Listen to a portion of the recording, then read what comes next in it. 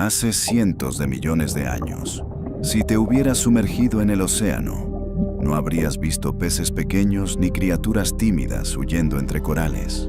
Habrías estado cara con depredadores con tentáculos más largos que un autobús, escorpiones marinos del tamaño de una habitación y tortugas que pesaban más que un automóvil. Y lo más inquietante, no vivieron en la misma época, no se conocieron, no compartieron océanos, pero todos se volvieron gigantes. ¿Por qué el mar repitió esta obsesión por lo colosal una y otra vez? La respuesta cambia por completo cómo entendemos la evolución.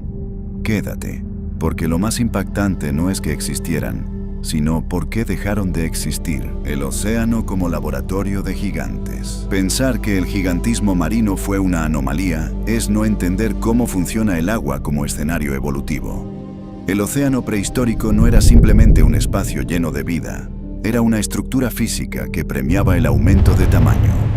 La flotabilidad reducía el efecto directo de la gravedad sobre los cuerpos, permitiendo que organismos masivos se desplazaran sin que su propio peso destruyera su estructura interna. En tierra firme, un animal demasiado grande necesita huesos extraordinariamente gruesos y un gasto energético inmenso para sostenerse. Bajo el agua, ese límite se difumina. Pero aquí es donde la explicación se vuelve más profunda. No se trataba solo de física, sino de contexto biológico. Durante vastos periodos del Paleozoico, el océano concentraba prácticamente toda la complejidad ecológica del planeta. No existían grandes depredadores terrestres compitiendo por recursos. No había ecosistemas continentales que redistribuyeran la presión evolutiva. Todo ocurría bajo la superficie. En ese mundo cerrado, la competencia era directa y constante. Si un organismo encontraba una vía para crecer más que los demás, obtenía una ventaja inmediata. Menos depredadores capaces de atacarlo, mayor capacidad de ingerir presas grandes y una presencia dominante en su entorno. El tamaño no era un lujo, era una estrategia. Y eso no es lo más sorprendente. El océano primitivo tenía abundancia relativa de nutrientes en muchas etapas, impulsada por mares poco profundos y actividad volcánica que fertilizaba las aguas. Cuando energía y espacio coinciden, la evolución explora el límite superior del cuerpo. Así, el mar se convirtió en un experimento repetido a lo largo de millones de años. Cada vez que las condiciones lo permitían, surgían gigantes. El océano no solo aceptaba colosos, los moldeaba. Endoceras y el poder de ser demasiado grande. En los mares del Ordovícico apareció un diseño que hoy parece improbable. El cefalópodo Endoceras, con una concha cónica que podía superar los 6 metros de longitud. Su silueta resultaba rígida, casi absurda desde una perspectiva moderna. Sin embargo, ese cuerpo era perfectamente coherente con su tiempo. A diferencia de los depredadores actuales, los océanos de aquella era carecían de nadadores extremadamente rápidos. No había tiburones ágiles ni reptiles marinos estilizados. El ritmo general del ecosistema era lento. En ese contexto, la velocidad no definía la supremacía. El volumen sí. Pero aquí es donde todo cambia. Endoceras no creció simplemente porque podía hacerlo. Creció porque competía con otros individuos similares. Cuando dos depredadores poseen estrategias parecidas, la diferencia de tamaño puede decidir el resultado de un encuentro. Un ejemplar ligeramente mayor tenía más probabilidades de sobrevivir, reproducirse y transmitir genes asociados a mayor crecimiento. La dinámica generó una escalada interna. No era una guerra contra múltiples especies, sino contra su propio linaje. Cada generación empujaba el límite un poco más. Y mientras el entorno lo permitiera, el tamaño seguía aumentando. Lo que ocurrió después fue aún más revelador. Cuando aparecieron depredadores más ágiles, aquella estructura alargada y pesada dejó de ser ventaja. El mismo rasgo que lo hizo invulnerable lo volvió predecible. El gigantismo había sido una solución perfecta para un mundo específico. Cuando ese mundo cambió, la solución perdió eficacia. Endoceras demuestra que el océano prehistórico no producía gigantes al azar. Los producía porque, en determinados momentos, ser demasiado grande era la forma más simple de no ser devorado. Cuando los escorpiones dominaron el mar, tras la disminución de los grandes ortoconos, el espacio ecológico superior no quedó vacío por mucho tiempo. Los euriptéridos, artrópodos marinos emparentados con los escorpiones, ocuparon ese nicho.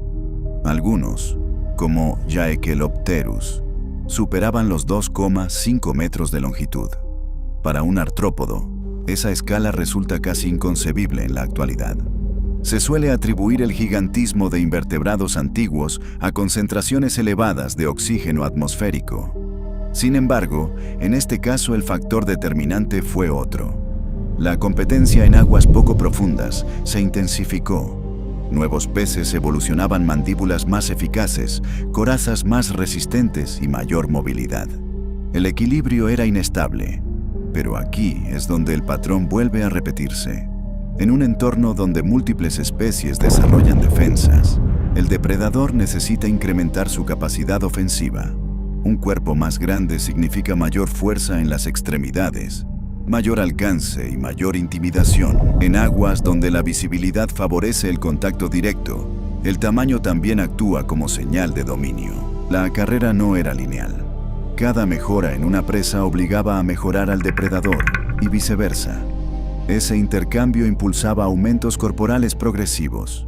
Y lo más inquietante es que muchas veces los rivales más peligrosos eran miembros de la misma especie. El canibalismo y la competencia territorial amplificaban la presión para crecer. Cuando el ecosistema marino funciona como un campo de batalla constante, la biología explora el extremo superior del tamaño corporal. Así, los escorpiones marinos gigantes no fueron una anomalía evolutiva.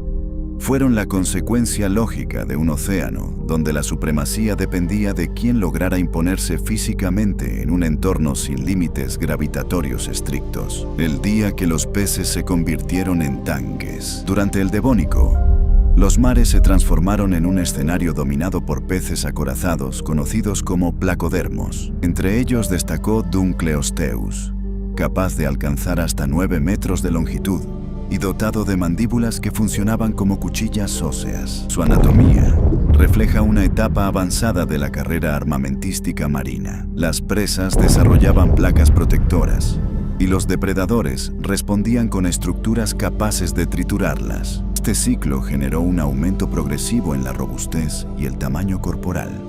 Pero aquí surge el detalle más revelador. Se han encontrado restos fósiles con marcas de mordidas de otros individuos de la misma especie. La competencia no se limitaba a cazar otras criaturas, incluía enfrentamientos internos. En un entorno donde los recursos eran abundantes pero disputados, el tamaño ofrecía ventaja tanto para cazar como para intimidar competidores. El océano, una vez más, favorecía el incremento corporal. La flotabilidad permitía sostener una armadura pesada sin que el peso resultara prohibitivo. Además, mares relativamente cálidos y ricos en nutrientes proporcionaban energía suficiente para sostener metabolismos elevados dentro de los límites de su fisiología. Lo que ocurrió después repite la historia. Cuando cambios ambientales alteraron las condiciones, esos gigantes desaparecieron.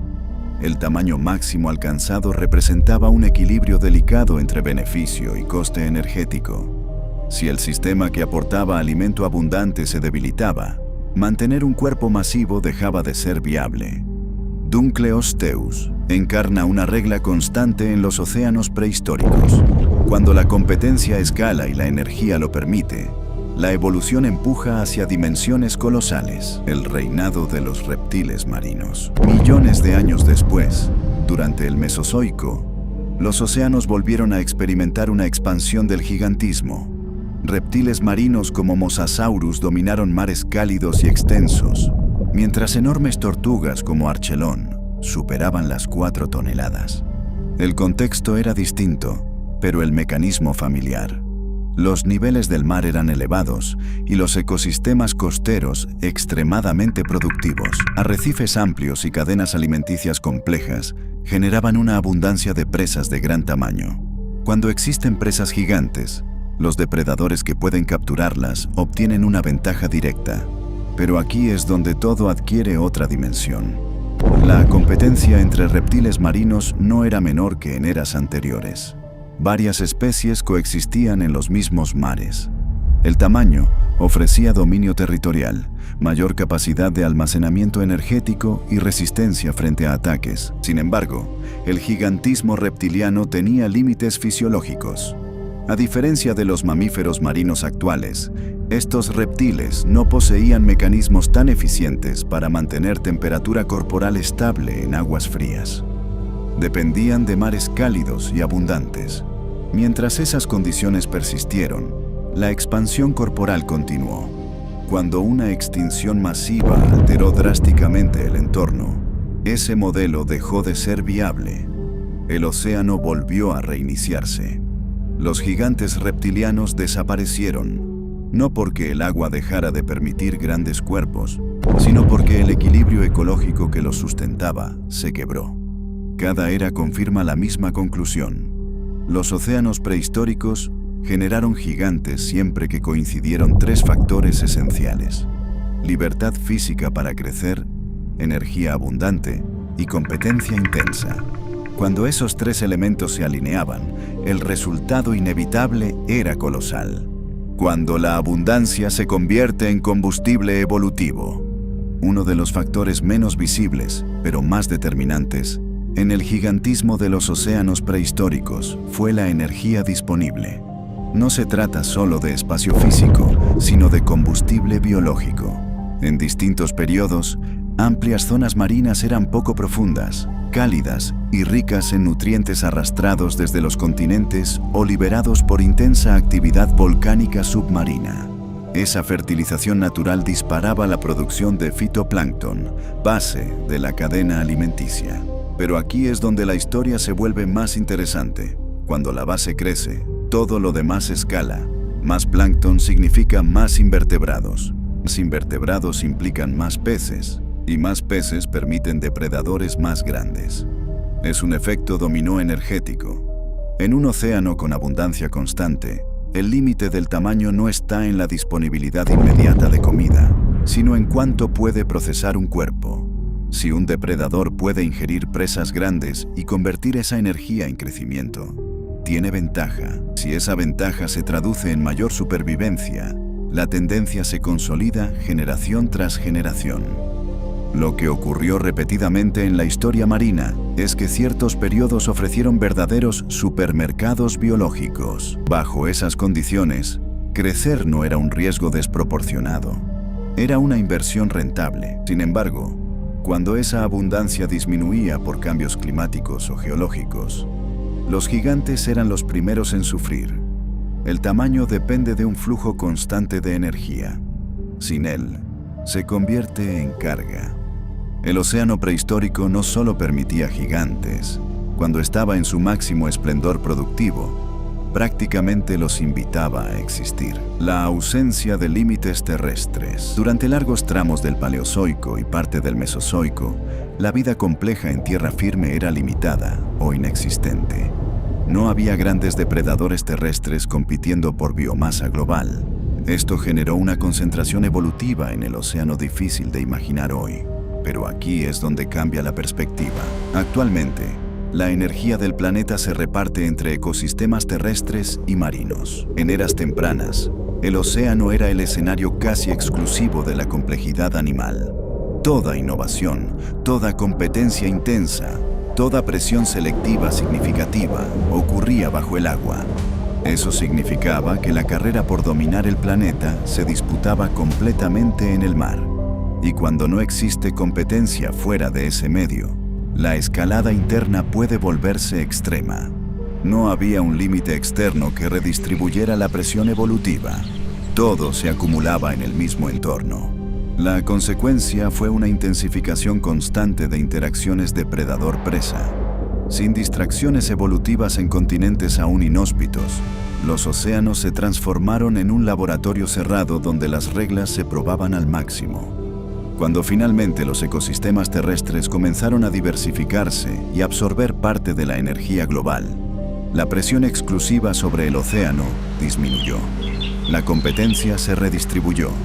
En las etapas más antiguas, sin embargo, el mar cargaba con todo el peso de la evolución animal, y en un escenario único y concentrado, el gigantismo emergía como una respuesta lógica a esa intensidad acumulada.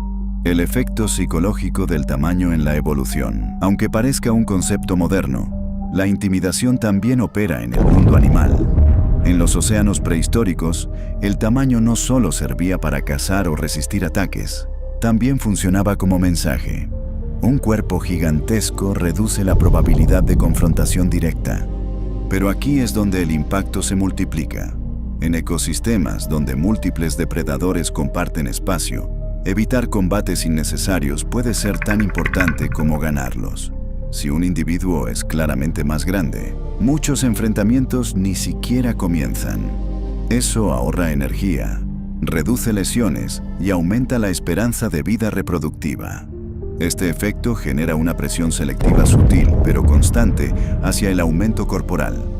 No se trata solo de fuerza física, sino de disuasión. En mares donde la visibilidad era suficiente para reconocer siluetas, un perfil colosal imponía jerarquía. Además, en especies donde existía competencia interna por territorio o pareja, el tamaño podía inclinar la balanza sin necesidad de combate letal. La evolución no premia únicamente la agresión exitosa, sino la eficiencia en evitar riesgos. Cuando esta dinámica se mantiene durante millones de años, el resultado puede ser una escalada progresiva de dimensiones. Así, el gigantismo marino no siempre fue una respuesta directa a la depredación externa. En muchos casos, fue una estrategia para reducir conflictos innecesarios y consolidar dominio. En un entorno tridimensional como el océano, la presencia física se convierte en lenguaje evolutivo. La tridimensionalidad del océano. A diferencia de la tierra firme, el océano ofrece libertad en 3 dimensiones. No se trata solo de moverse hacia adelante o hacia los lados, sino también hacia arriba y abajo. Esta característica cambia radicalmente las reglas del tamaño. Pero aquí es donde surge un matiz crucial. En un entorno tridimensional, un cuerpo grande no necesariamente bloquea su propia movilidad como ocurriría en tierra. Puede desplazarse verticalmente, aprovechar corrientes y utilizar la flotabilidad como apoyo dinámico. Esto permite que organismos masivos ocupen capas específicas del agua sin saturar un espacio limitado. Un gigante puede patrullar la superficie, mientras otro domina zonas más profundas, reduciendo competencia directa y facilitando coexistencia temporal entre colosos. Además, el volumen corporal en agua no implica el mismo coste estructural que en un medio sólido. La presión hidrostática se distribuye uniformemente y el soporte viene del entorno mismo. Por eso, el océano funciona como un escenario más permisivo para la experimentación morfológica. En distintas eras, cuando la productividad aumentaba y las cadenas tróficas se expandían verticalmente, la tridimensionalidad ofrecía múltiples nichos para gigantes. No era un único trono, sino varios niveles de supremacía. Este detalle explica por qué el gigantismo marino apareció repetidamente y en linajes muy distintos. El entorno tridimensional multiplicaba las oportunidades para que el tamaño se convirtiera en ventaja sin colapsar el ecosistema inmediatamente. Los reinicios masivos y el efecto elástico del tamaño. Cada vez que ocurrió una extinción masiva, los océanos se vaciaron parcialmente. Grandes depredadores desaparecieron, nichos quedaron abiertos y la competencia se redujo de forma abrupta. Pero aquí es donde aparece un patrón fascinante. Tras cada colapso, el tamaño corporal promedio suele disminuir inicialmente. Organismos pequeños, de reproducción rápida, recolonizan primero. Sin embargo, con el paso del tiempo y la estabilización del ecosistema, la tendencia vuelve a expandirse. Es como si el tamaño tuviera un efecto elástico. Cuando la presión competitiva reaparece y la energía vuelve a fluir en abundancia, la evolución explora nuevamente el extremo superior. No ocurre de inmediato. Toma millones de años. Pero la dirección es reconocible. Este ciclo explica por qué los océanos prehistóricos produjeron gigantes en múltiples eras sin conexión directa entre sí. No era continuidad lineal, era repetición de condiciones. Cada reinicio ecológico sembraba la posibilidad de un nuevo coloso. Y cuando el equilibrio volvía a inclinarse hacia abundancia, competencia intensa y libertad física, el gigantismo reaparecía como respuesta casi inevitable. El océano no aprendía de su pasado, simplemente reaccionaba a sus condiciones presentes. Y cuando esas condiciones coincidían, los titanes regresaban con formas distintas, pero con la misma lógica fundamental. Al final, lo que deja esta exploración no es solo una colección de criaturas descomunales, sino una comprensión más profunda de cómo funciona la vida cuando se libera de ciertos límites. Los océanos prehistóricos tuvieron tantos gigantes porque reunieron las variables exactas para que el tamaño fuera la mejor estrategia disponible. Energía abundante, competencia feroz, libertad física y ciclos de reinicio crearon el escenario perfecto para que la evolución probara el extremo máximo de lo posible. La moraleja es clara y va más allá de la biología. El entorno moldea el potencial. Cuando las condiciones favorecen la expansión, crecer es una consecuencia natural.